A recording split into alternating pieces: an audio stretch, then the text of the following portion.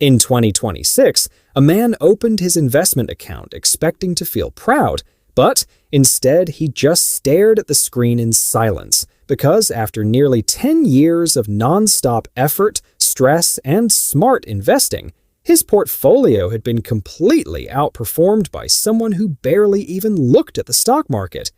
Back in 2017, this man did everything the financial world told him to do. He watched stock market news every morning before work, followed famous investors online, bought gold whenever inflation fears appeared, chased technology stocks during the AI boom, added international funds for diversification, bought dividend stocks during uncertainty, and constantly adjusted what experts called the perfect portfolio. His weekends were filled with charts, spreadsheets, financial podcasts, and market predictions. He genuinely believed complicated investing meant intelligent investing. But then, one afternoon, while comparing results with an old friend from college, he discovered something that completely shattered his confidence. That friend had done almost nothing. In January 2017, he simply bought one ETF, closed his laptop, ignored the noise, and focused on living his life. No constant trading, no panic selling, no emotional reactions, no endless research. And by 2026, that one boring decision had quietly turned $100,000 into nearly $500,000, while the smart investor was still trying to outperform the market with complexity.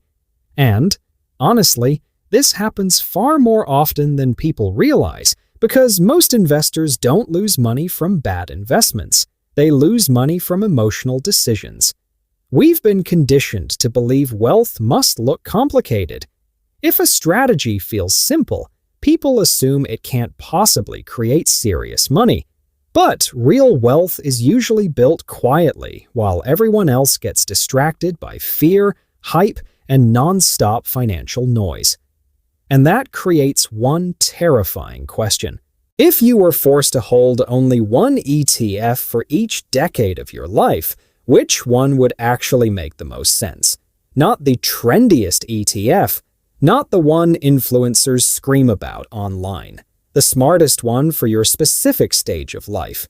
Because the answer changes completely as you grow older. A 22-year-old investor and a 62-year-old retiree are not playing the same financial game. One has time, the other needs protection. One can survive brutal market crashes emotionally. The other may panic after watching decades of savings disappear in a single year. Yet millions of people blindly copy random investing strategies online without asking whether those strategies even fit their real life. Starting with your 20s, your greatest financial advantage is not money, it's time. This is the decade where aggressive growth investing makes the most sense because your money has decades to recover from crashes. Young investors often think volatility is dangerous, but for someone with a long-time horizon, volatility is usually just temporary pain. The real danger is fear. The real danger is panic selling every time the market drops. This is why growth-focused ETFs exploded during the last decade. Companies like Nvidia, Apple, Amazon, and Microsoft kept reinvesting profits back into expansion instead of paying massive dividends. Young investors don't need huge income yet. They need businesses obsessed with growth, technology, AI, and domination. And, yes, growth ETFs can crash hard sometimes. There will absolutely be years where they fall 20 or even 30%. But if you're 24 years old, those crashes are usually temporary setbacks for long-term wealth creation. Then your 30s arrive and life becomes more serious. Bills, responsibilities, families, mortgages, career pressure. A market crash now feels emotionally heavier than it did at 22. This is where balance becomes important. You still want growth, but now you also need stability.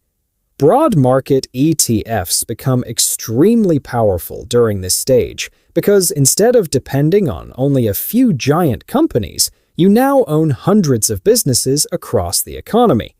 Technology still matters, but banks, healthcare companies, industrial businesses, and consumer brands all help stabilize your portfolio.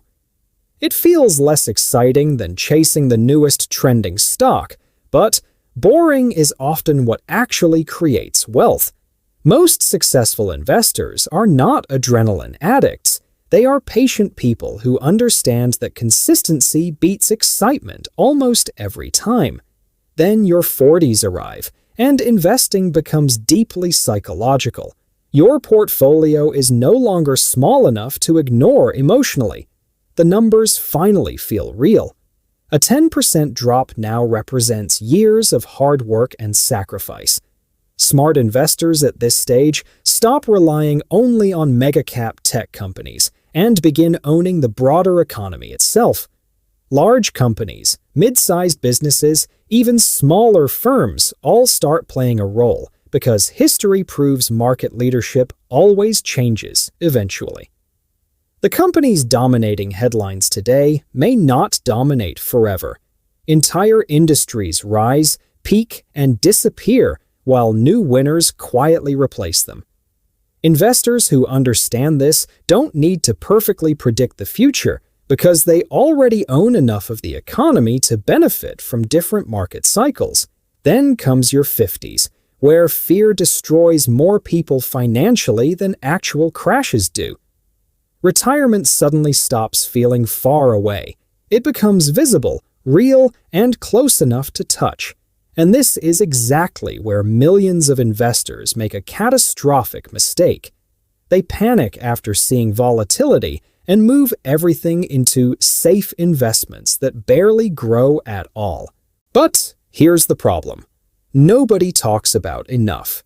Your money may still need to survive another 30 or even 40 years. That means growth still matters deeply.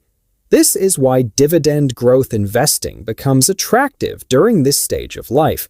Not random companies paying giant risky yields, but financially healthy businesses with long histories of increasing payouts year after year, even during recessions. Companies that don't just survive economic storms, they adapt through them. Because at this stage, emotional control matters just as much as returns. Then finally come your 60s and 70s, where the entire investing game changes completely. This is no longer about building the biggest portfolio possible. It's about creating reliable income without being forced to sell investments during market crashes. Because selling assets during recessions is how retirement plans quietly collapse. This is why income-focused ETFs become important later in life. Instead of depending completely on stock prices rising forever, these strategies focus on generating stable monthly cash flow that can support everyday life.